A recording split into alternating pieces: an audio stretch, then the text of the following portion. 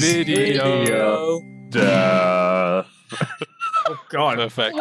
That was actually far more morbid than I. So funny. It's a grim introduction from my main man Yoglai, also known as Yogs. Welcome. Hello. We've also got today Fingers 333, my main man Dean. Yeah, that's me. Actually, you can't both be my main men. I wouldn't be in. I was going to make that point.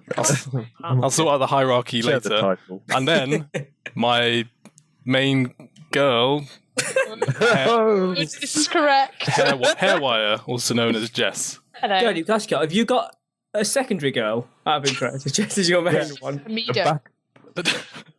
We don't need to bring up Kamida here. Now, carrying on with the podcast. Very important podcast today. I wanted to talk to everyone about games that feature permanent death. So, well, as well as that, also games that feature normal death or not death, the lack of death. Pleasant theme. So yeah, it's a bit grim, but also we play games all the time, and we die in games a lot as well. So I remember playing Call of Duty, and you would die maybe 50 times trying to do one bit with no particular bad effects. So there's been a bunch of games recently, games like Dark Souls, Spelunky, XCOM, of course, Legacy, State of Decay, and they're all games that have got the ability for your main character to permanently die, and you'll never be able to get that progress back. So I wondered if anyone had played any of those games to start off with. Yeah, well, I did a little review of XCOM a few weeks ago, and that included perma-death. And it was, I've heard of perma-death before, but that was probably something which a game that I should remember now that, it's something that crossed my mind, something I had to think about when playing the game. So yeah, so in XCOM, you train your soldiers, you send them into battle, and if they happen to get killed by a nasty alien fellow, then you'll never see that soldier again. Yeah, essentially, if you start off with your soldiers, they come squaddy recruits and stuff, and then as you go through your battles, you level them up and you get different traits, and they become stronger, and they do more and more things, and they become like really, really tanky and really offensive, or whatever you want them. And then when they die, that's it. You got to start with a brand new crappy squaddy. You can't do much apart from chuck a grenade and shoot a crappy gun with very bad accuracy. Yep, and it takes a long time to actually get your soldiers to become decent. I had a few occasions where I was I sent my soldiers off to a battle that I didn't know much about.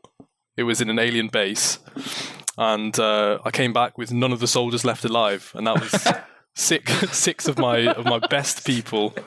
Yeah. The worst commander in history. I mean, the same way that Yogs and Dean are your best men as well. Oh God, am I going to die in this podcast and then return? Yeah. Listen, being my best men does not mean that you're gonna lose your head in an alien battle. I promise. And I promised that I didn't name any of those characters after you guys. Nice. Yeah. So yeah, the game. One thing that strikes me with that game is you get characters that have names and stuff, and they're all randomly generated, and plus they're all from like random nations as well. So you're just as likely to get a character from England as you are to get a character from like Nigeria. You build up a emotional attachment. Yeah, definitely. I would say, it's really sad, but there was a couple of British soldiers I was kind of like, oh, these are my best. I don't know why, just because they were British. It was really sad, but yeah.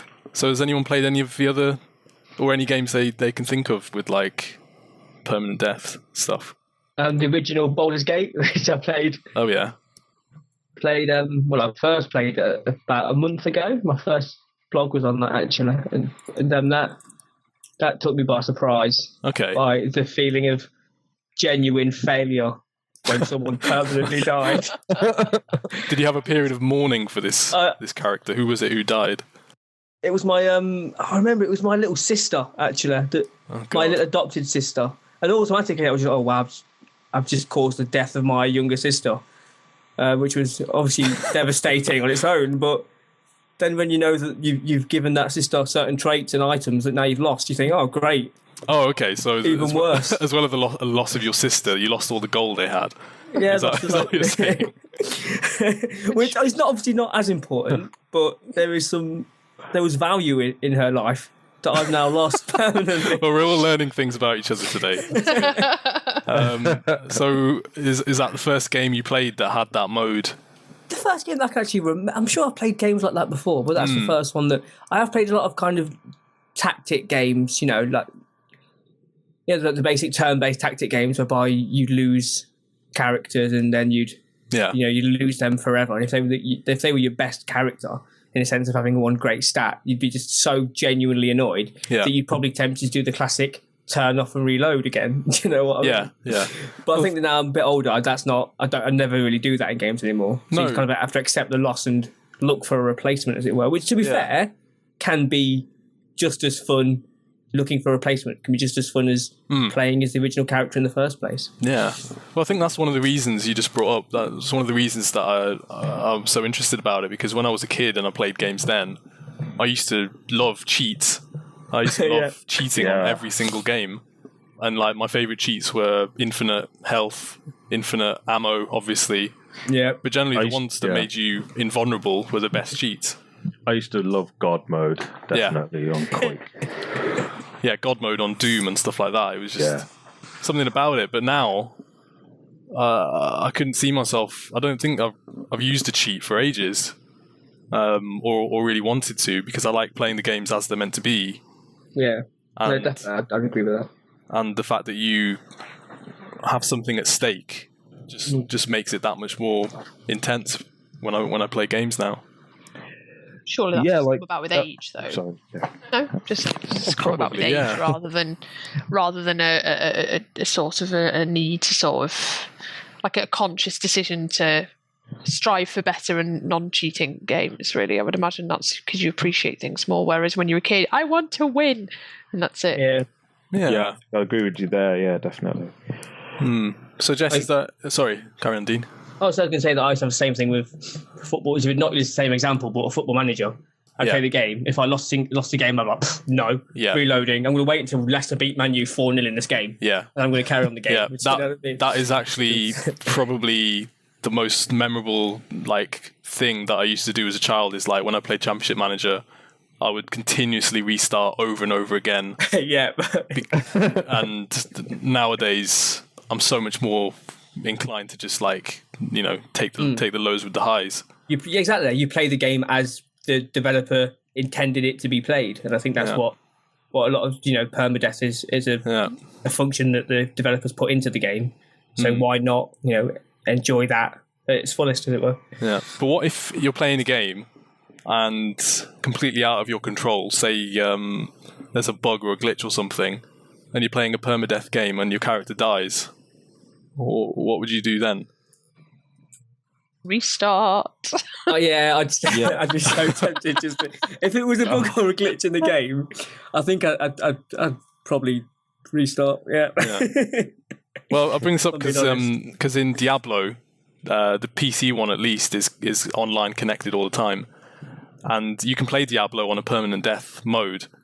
Oh yeah. So there's lots of stories of people who've got really far, played it for hours and hours, and then there's like a server bug which for some reason kills their character, and then this character they've spent hours and hours playing with is just gone forever.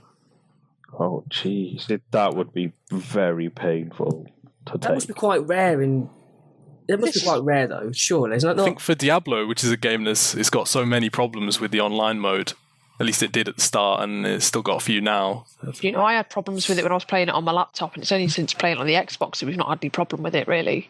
But anyway, let's not slate Diablo, that's not the point. But this is one of the reasons I don't really like the permadeath mode. Maybe I'm just a little bit, I'm not such a purist, I suppose. But I like to be attached to my characters, do you know what I mean? So especially in like RPGs and stuff like that, I want to continue with that character the whole way through, and if they die, I'm just be like, meh, kind of thing.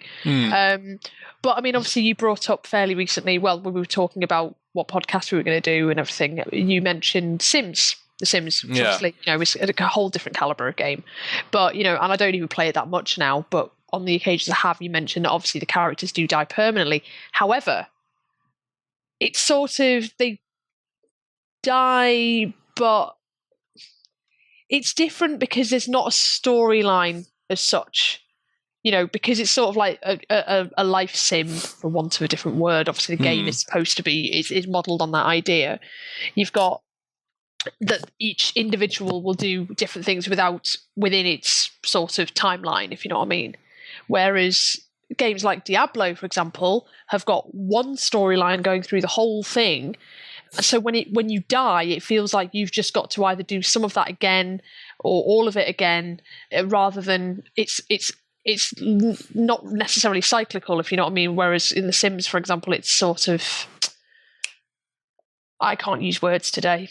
It is sort of like it's the circle of life kind of thing. You've got like birth, death, all that kind of stuff. Whereas you can't use Diablo, words, but you can sing.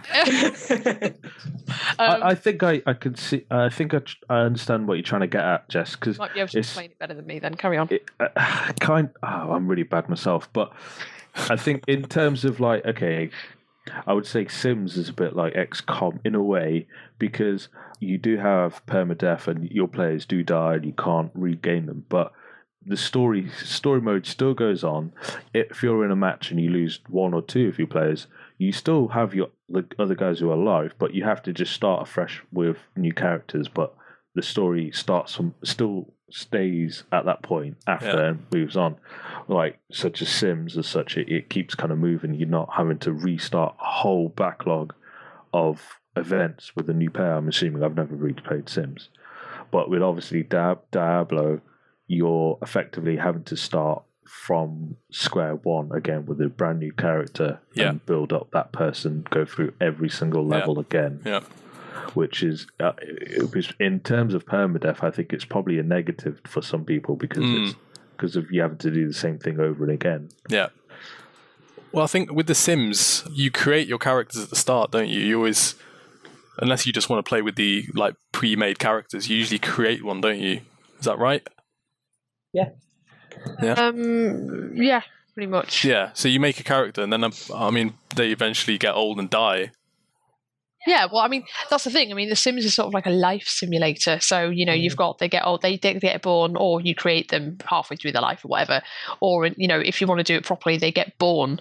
You bring them up when they're a little baby, and then they get old, and then they die. And then whereas in Diablo, it's sort of like this character goes like, I'm here to fulfill the prophecy kind of thing. And then they die. So, it's a very different sort of context. Well, do you not find yourself... So do you not find yourself getting more attached to a character, knowing that they at any time could die? Yeah. Does that not increase the amount of attachment and the depth you get into that game? You feel more involved because they could die. Is that not a good? Definitely. I'd say it does. I mean, I've been playing Diablo in hardcore mode, so if you die, you're gone forever. You have to start from scratch, and you don't just lose a character; you lose all the items they had as well. Which in Diablo is the main thing, really. You go out, collect powerful items and stuff. Magpie's game, really, isn't it? Yeah. Not that bad thing. The first time I played on hardcore mode, I got up to level 9, and then I died at the first boss. And it was a bit like, well, I've just spent about 2 hours doing this, and it's a bit of a waste, isn't it? But this time around, I've done a lot better. And the way I'm looking at it now is the character I'm playing as, he's going to die at some point. Like, they're not going to live for eternity in the game. But what do you mean within the scope of the game world, in the sense that one day, once they've fulfilled their destiny, they're going to die? Because surely that's outside of your influence anyway. Well, yeah, I mean, generally that's true. But what I mean is, if I keep playing the game, there will eventually become a point where I just make a mistake or do something, or something happens unexpectedly and the character dies.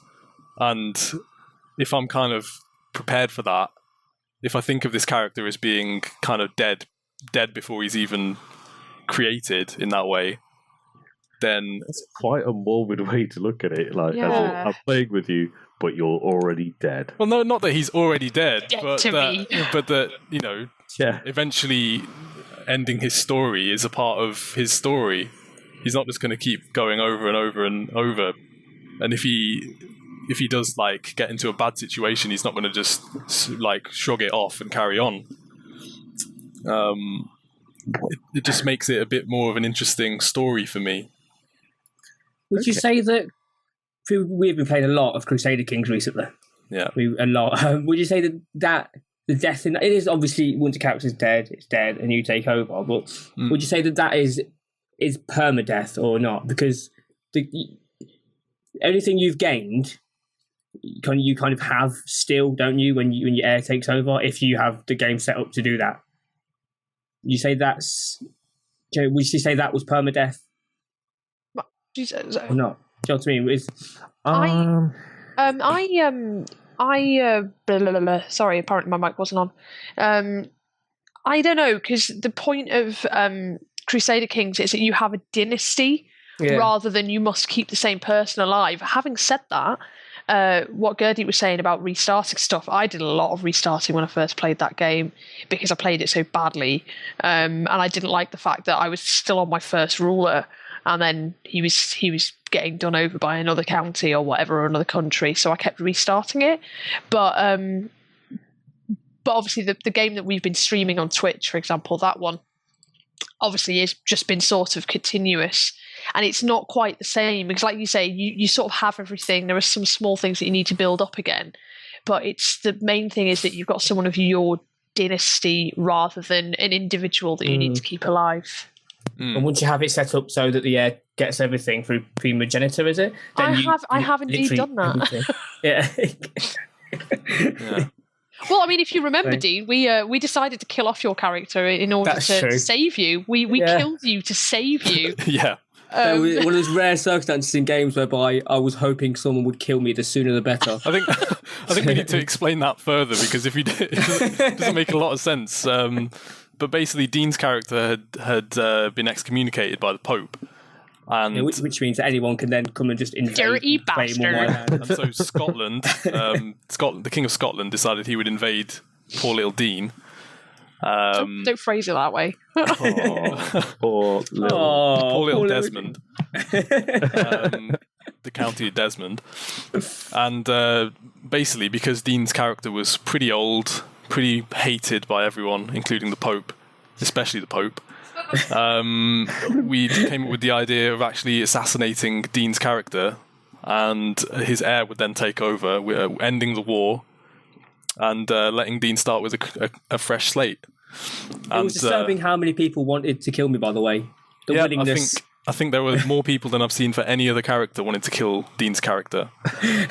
So, yeah, Dean's character died. He's now got a fresh new character, and everything's good in the world. But what did you do, Dean, to make everyone hate you in that game? Got excommunicated. Yeah, the Pope got himself excommunicated. I say he got himself excommunicated, but really it was the Earl of Connacht who excommunicated him. Yeah, someone took it upon themselves to excommunicate Dean. Although that part of the game, and the hours, we've played about 8 hours of that game so far, between in the 3 separate times we've played it. But that, to me, that moment then was by far the most enjoyable moment we've had of playing that game. Yeah. And it involved permadeath. Yeah, it did involve permadeath. That's the thing. And the repercussions of permadeath as well. Yeah, and the effects it had on the rest of the world. And it had a big effect because obviously, I was allowed to continue, but with someone else. And, it was, I just think that it can, when it's done well, like that, I think it is kind of really good. A good thing in a game, permadeath. Yeah. I think it ties in a bit with what we were saying about simulators last week.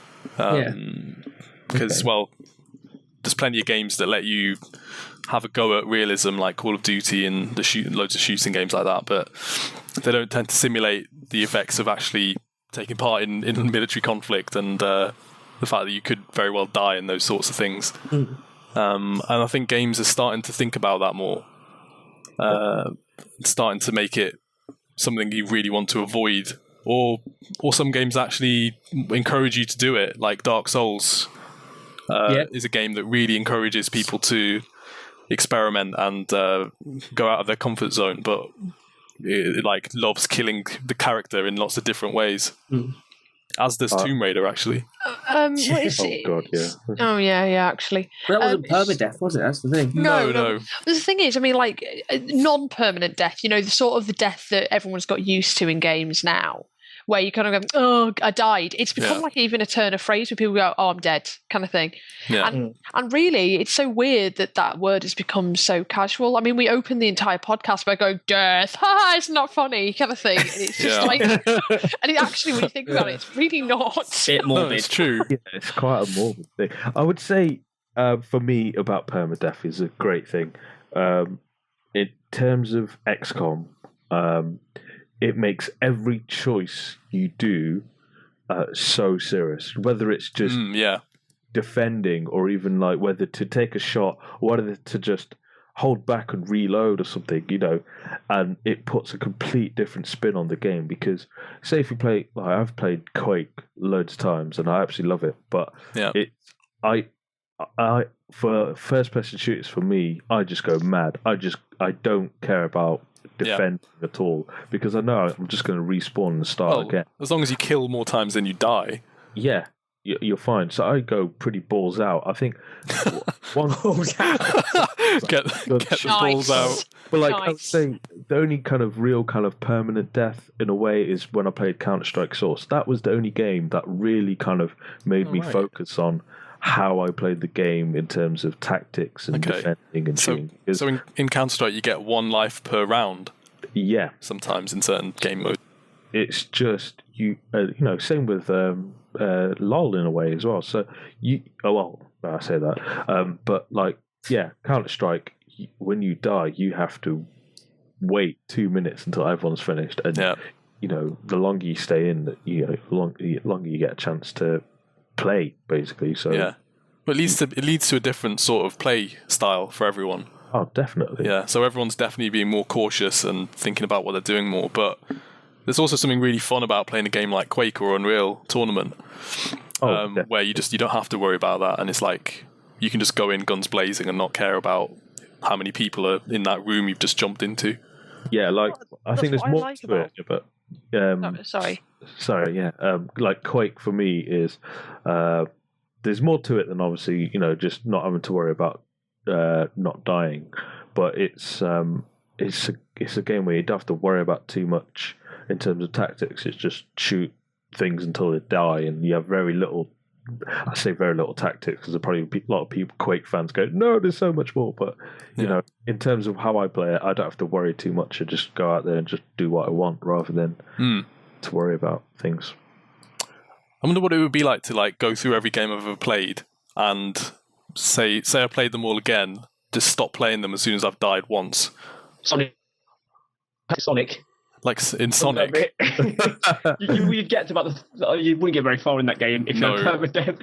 Yeah, well, that's the thing, I think. But I mean, we're sitting there and we're talking about permadeath, but really, it's just a character that will die. You have every opportunity to go back and continue where you've left off. So really, it's not permadeath, obviously in that sense. But it's like, I suppose you have to go back to the beginning, but you still be giving another option. Whereas obviously, again, in real life, that's not what happens. Yeah. Well, I mean, if I played those games once until I died in the game and then deleted the game forever, I wonder what would happen. Like, if you turn the game back to the shop once you died. Yeah. But I mean, there are games that get around it. Like I remember Prince of Persia: The Sands of Time, where your character, you can prevent them from dying by going back in time.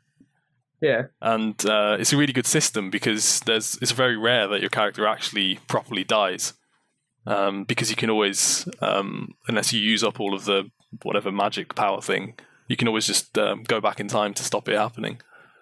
Sands of Time, it was. Yeah. So there's ways that games get around characters dying all the time, if they choose to go that direction. It's just adding another. I mean, I suppose permadeath is maybe an attempt to add a sense of realism to games. Whereas obviously it's not like you can't just automatically respawn and that kind of stuff. But I mean, what you described with Prince of Persia: Sands of Time is just another way around that. Really, it's at the end of the day, it's sort of.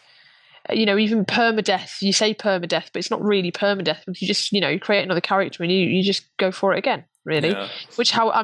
At the root of it, how is that any different from respawning in a different location? Well, I suppose with games such as like XCOM, when you get so involved, you get to the point of the game, it doesn't make sense for you to then restart the game. You've got to kind of carry on, but it's just one individual character that... Yeah. You have to kind of find a replacement for, isn't it? I think that's... Just one man. It's just I realised I found it really kind of annoying. Like, say I'm playing a game like Skyrim, and I'm having this huge adventure, and suddenly a dragon pops out of nowhere and kills me. And then all I can do, my only option is to reload the game. And it just feels a bit like it's taken away from something somehow. Like, I want to be able to have this character... complete their story, but I don't want to have them to randomly die and for me to have to like pull myself away from the game to then reload back to an earlier point where I can avoid that death. Yeah, I think a game if they remade Skyrim with permadeath, I think that would be incredible. I think there's already mods that will let you do that. Oh, really? But what I would want ideally is like the game to be designed so that your character can come out of those situations and that death when it actually happens is like much more significant. Like if there was a game where when your character died it was the end of the game and there was like a massive sort of maybe like a funeral or something, it would seem like that was a story that went from start to finish. And I wouldn't get this like disconnection between playing this epic story and then having to reload to go back earlier. Well, what is that game that you're playing now? The platform game whereby you die, then your heir like inherits you with a different trait or something. What's that one you're playing? Rogue Legacy. Rogue Legacy. Oh, yeah, that's Rogue it. Legacy. See, I like the way that game does it. That's a really clever way to do it. I think that's a really good way of doing it. Yeah, that's a good one. Because you don't necessarily get attached to the characters. Sometimes you'll have a specific set of traits that are really funny. Like you can have characters that are gay or lesbian, and that can be combined with OCD or dwarfism or something, and just kind of unique combinations of things. But and they're all actually uniquely named as well. But they die so frequently, it's like kind of becomes a joke that they are significant in themselves. Like at the stage I'm at, you can just go back all the way to the beginning, and it takes about 2 minutes to scroll all the way through all these characters that I couldn't even tell you what I'd done with any of the single characters, and I think that's part of the point. So would you say your concern with these games about in the death in the game is that they're very frequent and they're very it doesn't feel very precious as such. It's, it's died. Yeah, exactly. That's exactly my problem. It feels like, especially in games like Skyrim or maybe even Call of Duty, where you're taking part in something huge, the fact that you can die like within 5 seconds, and it'll happen. There'll be no fanfare. You'll just reload back to an earlier point. I think we're so used to being able to reload and being able to respawn at the earliest point with very little negative consequences. With no punishments or no consequences. We're just used to that. But I think that we could expect something in terms of like the design of the game to give us more than that, especially in games with huge storylines like Skyrim or Dragon Age and stuff like that. Well, there's clearly a market out there for games that, like XCOM was huge. Like XCOM was a massive AAA game that probably sold no end of copies, despite the fact that it had permadeath. Yeah, absolutely. There's definitely there's a need for it in a sense. Yeah, I think XCOM was very clever because, like you said, it keeps the game progress, but you lose those individuals. But a game like Mass Effect as well is like you play as one character through the whole thing, and that character can die at any moment. I'm sure that my character died like 50 or 60 times when I played that game. And it doesn't work. It's like that's not that character's story, and so there should be a way to avoid that sort of pointless or insignificant death that happens. Fable do that quite. No, is it Fable? Yeah, I suppose they do. Basically, it doesn't. You don't get killed; you get knocked out. Yeah. And then obviously, but as a result of being knocked out, the more you get knocked out, the more scarred you get. Like physically, scars start to turn up on your character. Yeah, that makes sense. So you don't die; you just get really badly beaten up. But then you just kind of get up and start fighting people again. So you never actually die. So it's not like you have died. Yeah. Reload. Yeah. It's just you die, and then you sort of. I suppose you respawn. You don't really respawn. You just sort of get up again. But obviously, once you've been knocked out, it's sort of the equivalent of game death, if you know what I mean. Yeah, I think that's. Sorry, after you, Yogs. Go for it. I think was it Dean or Gertie? Sorry, go. It was me. Well, I think that's kind of what I'm looking for. Like that seems to be quite a clever way to get around it, because it's showing you that your character's hurt, but it doesn't just like go back to a load screen and say reload or respawn or something. Because that seems to be the thing that takes me out of the experience. Well, you've got GTA might be a good example. Yeah. When you die, when you die or get caught by the police, I suppose it's a way of kind of ending whatever you were doing at the time. But you either go to hospital or the police station, and you lose so much money. You lose your weapons in some cases. You know, there's a consequence for it. Yeah, I think if there's a consequence for it, then you feel the urge to make it happen less. Do you know what I mean? Because you know you're going to lose something from it, and to me that's an important part of the game. And I get into games more where I know there's a consequence for my actions. Yeah, and I think that's what's good about it. I would say like Grand Theft Auto is a real big abuser of kind of permanently respawning. Because I'm playing Grand Theft Auto online recently, and they've kind of introduced the whole RPG element into it, you know, in terms of like keeping your stats and stamina and all the rest, and like money and things. But as soon as I died online, I just respawned. I think maybe you lose a bit of money, but nothing major happened to me. Now, if they, even in the main game, if they introduce perma-death to a point where you have to like restart from a fresh character, with like minimum base stats, and you've got to build up again, that would be quite a challenge, especially in terms of keeping alive, because it's so easy to die in that game. See, I haven't played the online one, but it sounds like it's quite a sort of standard multiplayer game in terms of like team deathmatch and stuff, and you can do other things. Online is.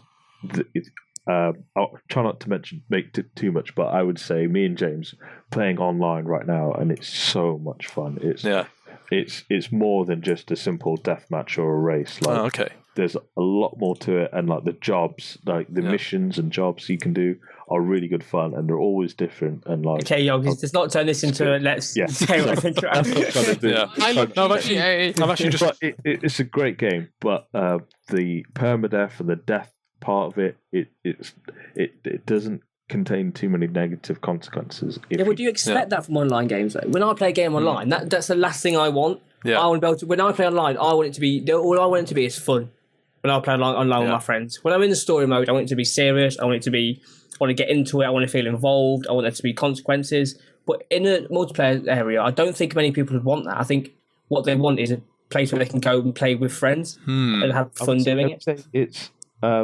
It would, if they did have it, although there are mechanisms which kind of stop other people killing you indiscriminately in the game. So if you're playing with like 8 people and everyone, you can shoot anyone anytime in a way, but it would stop that out. They've had to introduce this thing called passive mode, so you pay a bit of money and no one can attack you, or you can't attack them. But if they didn't have that, then if you had permadeath, it would stop people trolling and killing other people indiscriminately, because they would then be risking their own lives in terms of dying themselves. So it would be great, because it would completely change the mindset of GTA gamers. Yeah, see, there's actually a game already that you've just reminded me of called DayZ, which I've not played. That is the most prominent example of a permadeath online game. Well, that's a mod, isn't it? They said from it's a mod, yeah, and it's coming out as a standalone game. So I'm getting, so I'm very excited about it. Yeah, so it's actually got some interesting stats on their website. So DayZ is a zombie survival game where if you die for good, and it's all online, and you can play with lots of people at once. It's got this feature where you can chat with other people who are in the same sort of area as you in the game. So if they're in like the same barnyard as you can hear them and talk to them. And so there have been 40 million characters created in the game, and of them, only 1,300,000 are still alive. Oh, God. The average life expectancy on DayZ for your character is 9 minutes. Oh my god! So the thing in this game is it's completely permanent in terms of your character dies, he's gone. But what that means is people have their own kind of ways of like getting around in the world. So people will make their own groups of bandits to survive in numbers, I presume. Yeah, people will group together, and trust becomes a massive issue, because if someone who you don't know tries to like talk to you, or tries to get you to join their group, you don't actually know if you should trust that person or not, because there's so much at stake then that your decision matters. It matters whether you choose to trust this bloke who's just started talking to you from across the field, because if it wasn't a permanent decision, you might just you wouldn't be that bothered about it.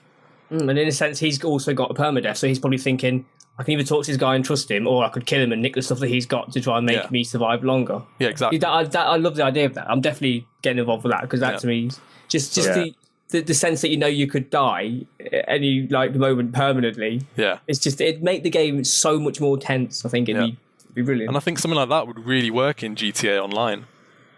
I disagree. I don't think GTA Online would need something like that. I don't think. I think it's more about having fun. Yeah, I don't think it would be. You just get people blowing each other up, and they're not getting. Yogs was saying it would cause people to think more about the consequences. I disagree. I think you're going to get people just running around killing each other, and just to be pricks, basically. I think you'd get the same. I think you get the same thing as you get in DayZ, which is you get groups of honest players and you get groups of dishonest players. I suppose with DayZ, which you just mentioned, it makes sense. Every sort of zombie thing, like game, comics, graphic novels, movies, all that kind of stuff, they have that dynamic, so it makes sense. And because obviously DayZ, zombie apocalypse is all about life and death, and it makes sense. Yeah. But I think with other games, I don't really want to have to worry about dying, because the whole point of me playing a game is that it's sort of a way of winding down, relaxing. Just as an example, when you and I, Gertie, played LOL together, and we actually decided that we were going to play on opposite teams once, and you were, I always say Yorick because I think of the book Northern Lights, but the bear. Yeah. The Volley Bear. Volley Bear, that's the one, Volley Bear. And he's got that grab thing, and you just kept killing me. Yeah, it was amazing. I absolutely hated you, because I just lost the ability to enjoy the game without having any respite from being killed at any moment. Well, yeah, it's not fun to die, but I mean, that was a specific situation where I was kind of taking the mick. Thanks, but that's what I'm saying. I think I brought it up because I think in a similar situation, if I was worrying that much about dying, and then obviously, and I know I die a lot because I'm not the best gamer either. I do tend to not want to worry about the consequences so much. So I was like, oh, look at this shiny thing over here. Oh, I'm dead, kind of thing. That's usually what happens with me, and.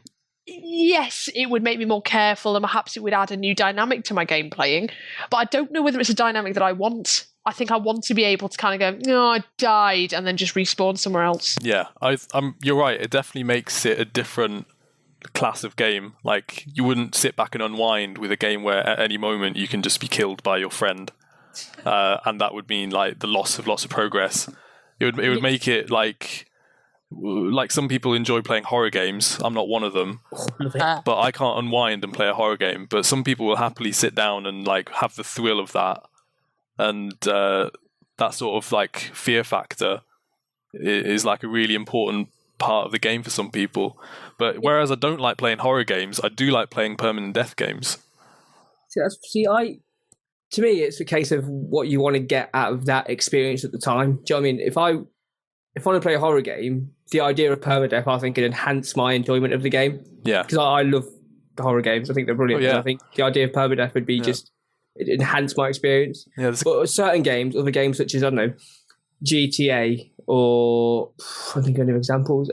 Just games I want to play for fun. I wouldn't want permadeath because that would subtract from the experience, knowing that if I die, that's it. I've got to start again or start with something that I wouldn't.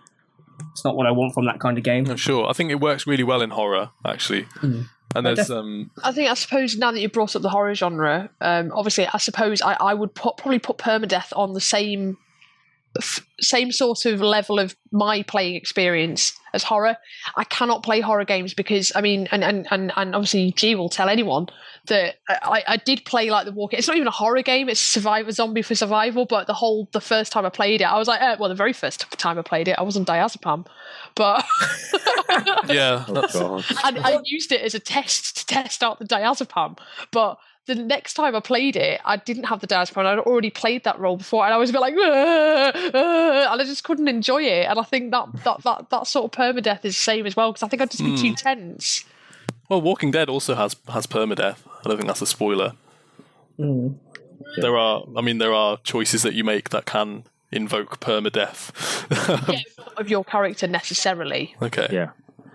That's all I'll say on that. Fair enough. But I've just remembered there's a game called Zombie U on the Wii U, which I've never played, but I've read about it. And that's a game. Yeah, where you basically play as different survivors, and when that survivor dies, you start again as a different survivor with a different name and a different set of stats. Again, this another thing seems to be a running thing with permadeath. We say permadeath, but what happens is you just get lobbed with another player or another character. It's not, it's not a case of. I suppose. It changes. It changes the playing field. I suppose. Do you know what I mean? It's sort of like you go from being one character to being a completely different character in that sense. Yeah, but it's the thing everyone talks about, like permadeath, and sort of. It's not.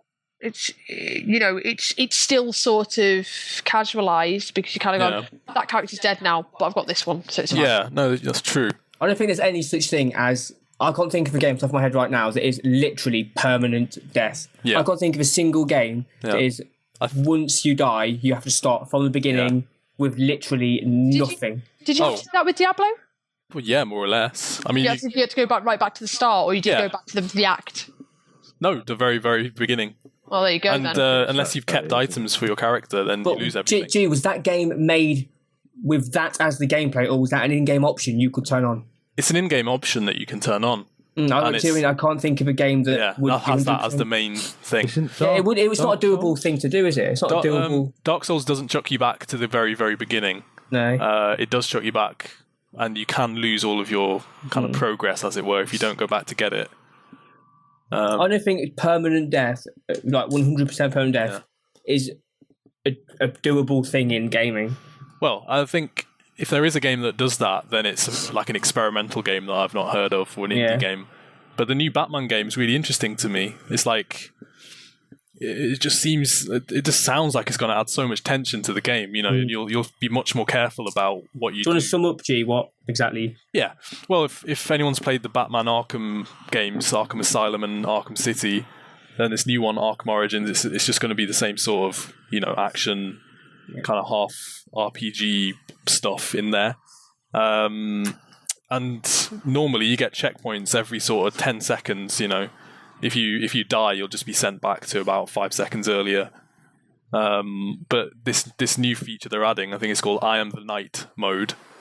It means that if you, at some point in the game, die, your save game is basically lost, and you'll have to start right again from the beginning. Okay. But what that means to me is that they're going to design the game so that there's nothing in there that's so unfair that you'll just die instantly. It's like, if the game's designed so that you always have a chance to like regain a bit of health or get out of a sticky situation, then it shouldn't be that bad, because it becomes more down to you. You have. I'd probably still die. I don't know whether it's just me or maybe I just feel like life is just more unfair than other people, but I genuinely do believe that I die a hell of a lot more than other players. Well, maybe. I mean, I die a lot in games, but some games are designed so that you're supposed to die a lot. Like, has anyone played any sort of like SNES or Mega Drive games recently? Oh yeah, yes. I've heard of like Nintendo. They to lengthen out a lot of games, they made some of the later levels really, really hard just to lengthen them out. And Absolutely. People used to play them because they used to be called Nintendo hard. Yeah. Oh yeah. And so you'd get to a certain point and just be something so difficult that you'd die like 100 times, and then you'd have to start from the beginning all over again. But that's not the kind of permanent death that I mean, because that pisses me off. And if I try and play an old game that's designed in that way just to make you kind of, use loads of extra lives just to get anywhere, I just get annoyed and I tend to turn the game off really quickly. A lot of game rage on that one. Yeah, I would say there's one other thing I would want that would be really good, that would try to include some kind of permanent death is, I don't know if the last Call of Duty tried to implement it or something, but in terms of like a storyline where you're playing a character, and if you're doing a mission and that person dies, that's the mission over, and it just moves on the story, but it moves the story on to a different way. So it's a bit like Heavy Rain, where certain choices you make different outcomes at the end of the story.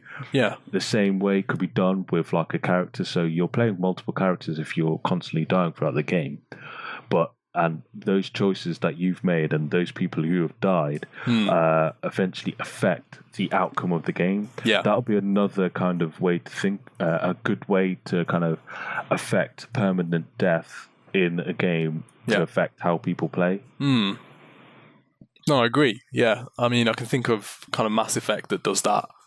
That with non-playable characters though. Yeah, not with your own character. I mean, that's the thing. When your main character dies, it's just a bit trivial. But there are lots of other characters, like important main characters, that can die, and that does have a small effect, I suppose, on what goes on afterwards. Yeah. Because you no longer have those characters, but it's not like they go off with a big bang. And it's not like characters go out of their way to remember those characters that died, or. But it's like, okay, it's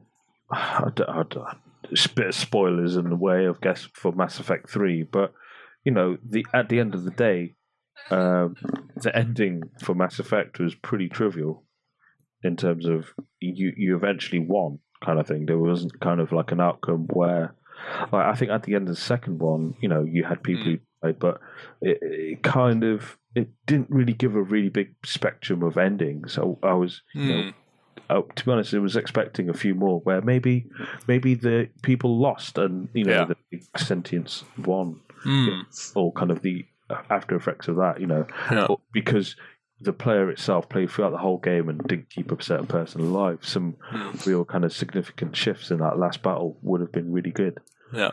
I don't think people have kind of really, really implemented much permanent death in games because it's so hard to do. When the first games were around, you'd die and then that would be it. You'd have to stop the game again. But now that once games could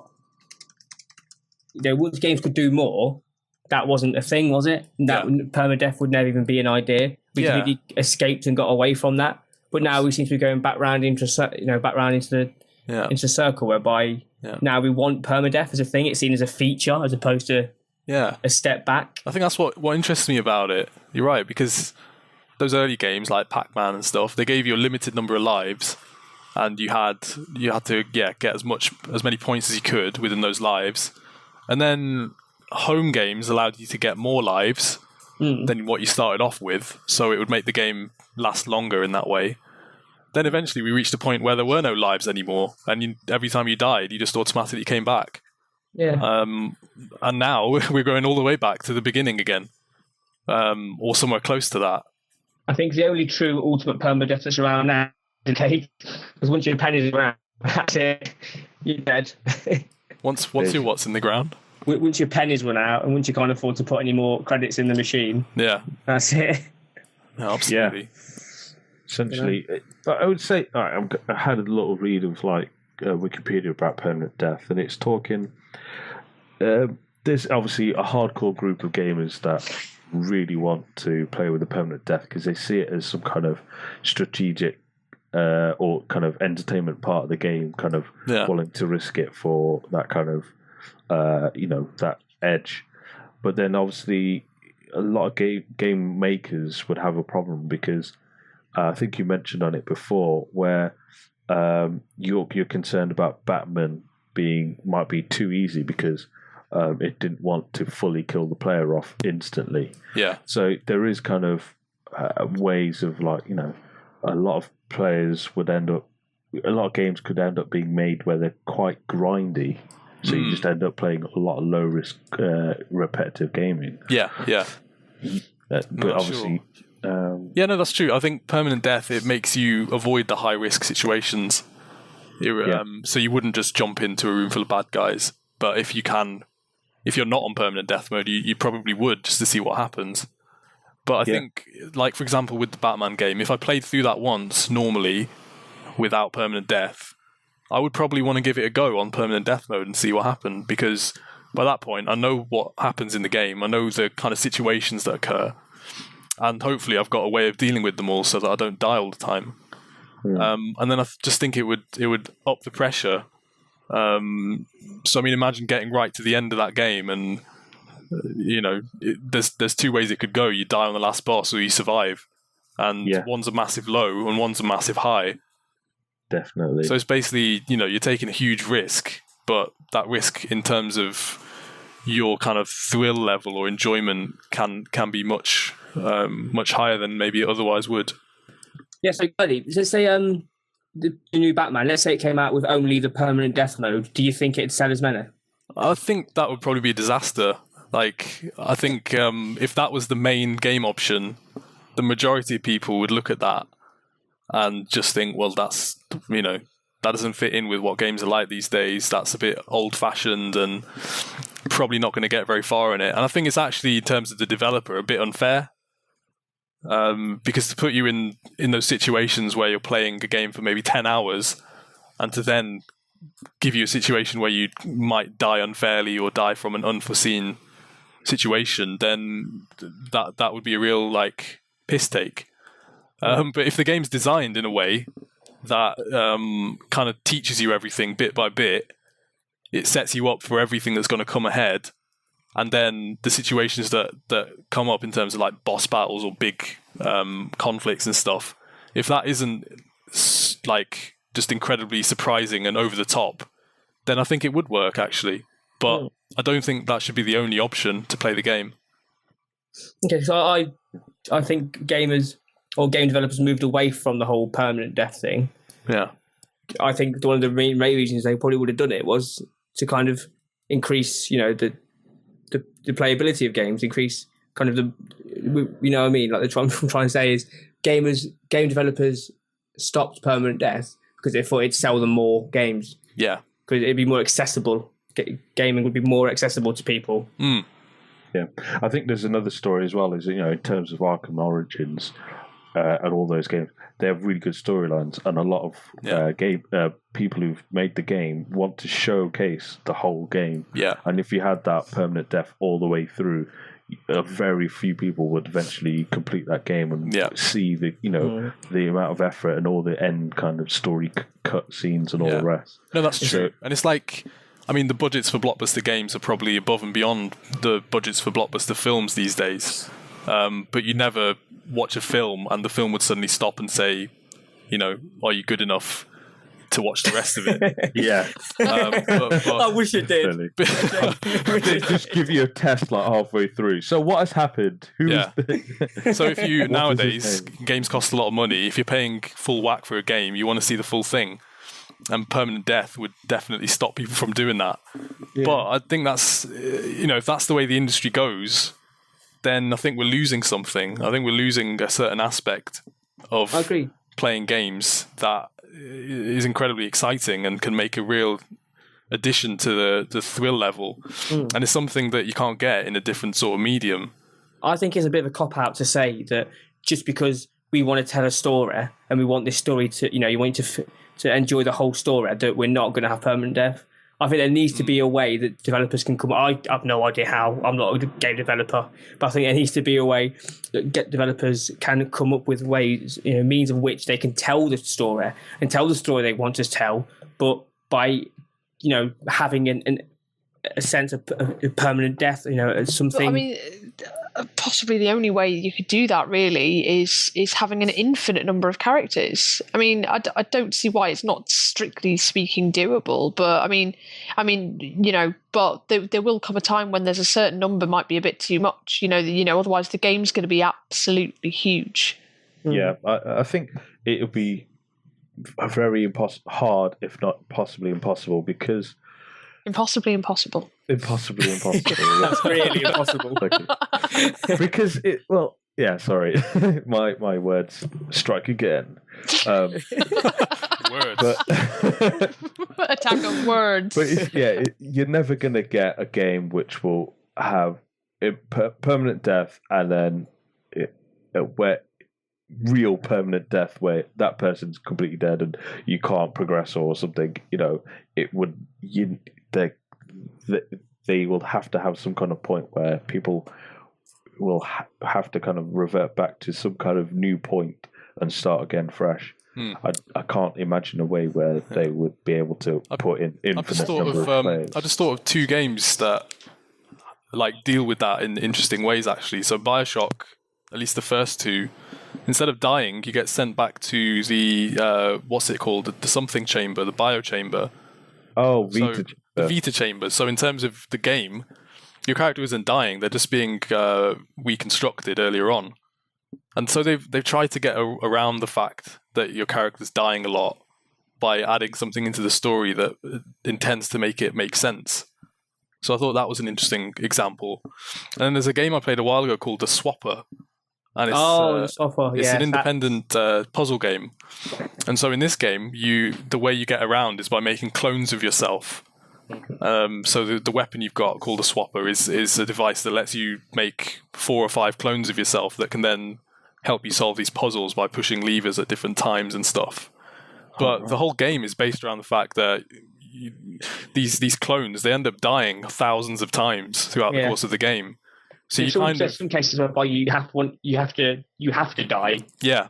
To progress. Your character has to die in a way to help you finish a certain puzzle. So I thought that was a really clever game because it just made you, by the end of it, you were kind of shocked at what you were doing, killing these clones over and over.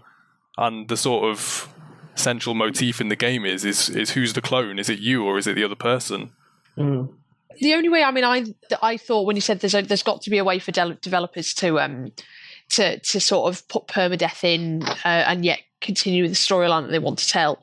And I say, all this time I've just been thinking Game of Thrones, but it's it is one of those things where it's there's so much sort of in order for one overarching storyline to be there, you would probably need to kind of go, right, that character's dead now, but we're going to focus on another character who might be in a completely different part of the game universe, blah blah blah blah blah, but it's still somehow written into that storyline. And I don't think it's impossible. I think it's perfectly doable, but you would probably end up with one of the biggest games ever.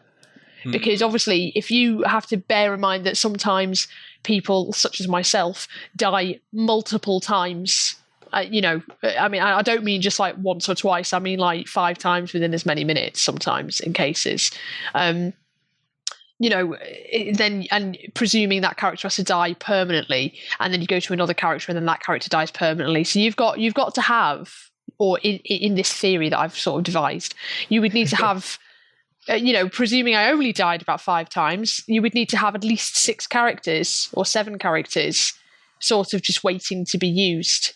So it's possible, but probably very difficult. And I think that's where you can't really have it. That's why we got things like Rogue Legacy and stuff like that, where, technically your character that you start with dies permanently, but then you get a randomized character. So you can't, you just, it's not really possible to have characters written into the story unless they've got some kind of thing like Gerdie mentioned with the Vita chamber, where they're like sort of like, well, you've not actually died, and Fable as well, you've not died, you've just been knocked out. Yeah. That kind of thing. I think it's just too difficult to do at this stage anyway, with the technology we currently have anyway. Yeah, I think it's definitely asking a lot for there to be, multiple characters that are all fully kind of voice acted and fit into the story as well. It's just too much to ask of any kind of medium. But there are some different solutions that people are trying that have been interesting, and I think that seems to be the way that games are going, and it's something that I'm interested in and looking forward to seeing what comes out next out of sort of permanent death modes in games. Yeah, so I think we should probably wrap this up then by giving permanent death a score out of 10. So in terms of what we think. Is that what we're scoring here? We're scoring death as a score. Sounds a bit.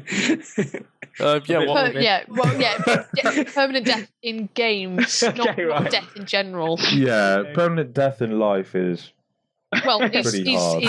I'd give that a 0 if but restarts in life would be pretty useful. I think it would be a bit weird. But it's getting onto a whole new topic, really, isn't it? Yeah, well, I didn't really pencil in time for us to talk about the resurrection. The resurrection. The potential. So we're not going to rate resurrection, but let's rate permanent death in games. I'm going to have to rate it quite a low 3, unfortunately. I'm really not a fan. Yogs? I'm going with a good solid 7. I'm going to go for a 7. Okay. I think it's great, and I think it should be classed as an option. I don't think it should be in there all the time. And it's like I say with everything, it works with some games, it doesn't work for others. But I think there's so much more that could be explored with permadeath, especially in terms of storyline and also tactical gameplay as well. Cool. And what's your score, Dean? I'm going to give it a 9, man. I love it. I think the possibilities are endless if you think about it, and the way that people are coming up with new ideas to get around it and give your characters value and make you want to keep them alive and going in the game as much as possible is awesome. I just think 9, because I want to see where it's going to go from here. Cool. Okay, well, I think I'm going to give it a 10 because I think as a feature. Is something that I've grown to love more and more in games. And I also think that there's a potential for a game purposefully designed to make the most of permanent death. I think a game designed that way could be a really incredible game. Agreed. But I think it's whoever does it first, or whoever creates that sort of incredibly difficult first game that does that in a big way is going to be taking a massive risk. But the way that things look, I think that the majority of people, well, not majority, but a lot of people who play games will appreciate it. And in the same way that Dark Souls has sort of captured a lot of people's imaginations, I think that game will be the same kind of effect. Definitely. Cool. So let's wrap it up there. Thanks, everybody. Thanks, everybody. Bye. Bye.